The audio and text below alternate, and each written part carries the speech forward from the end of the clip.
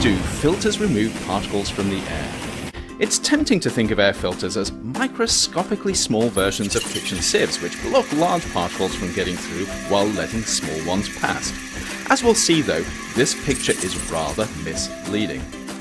Many types of air filters are made from tangled bundles of fine fibres. Together, these create narrow, convoluted pathways for the air to pass through them.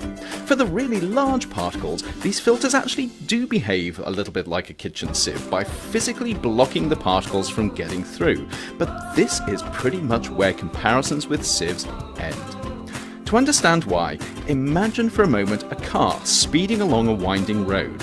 The car fits easily on the road, but if it's going too fast, it won't be able to navigate the bends, and you just know that at some point it's going to crash. It's the same for small particles speeding through an air filter. As the air twists and turns, the particles can't keep up, and ultimately they end up crashing out and being caught. Because of their inertia, which just like the car depends on how massive they are and how fast they're going, they can't stay the course. But what about the smallest, lightest particles, those that can easily slip along the winding path the air takes? Amazingly, these are also captured efficiently, but for a very different reason. Because these particles are so small, they have very, very little inertia, and they dance around as they're bombarded by the air molecules around them. This rather unusual behaviour is called Brownian motion after the first person to observe it.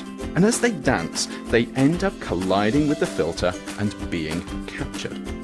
So at the end of the day, it's not the smallest airborne particles that are the hardest to filter out, but the medium-sized ones. Those that are too small to be captured through inertia, but too large to be captured through Brownian motion.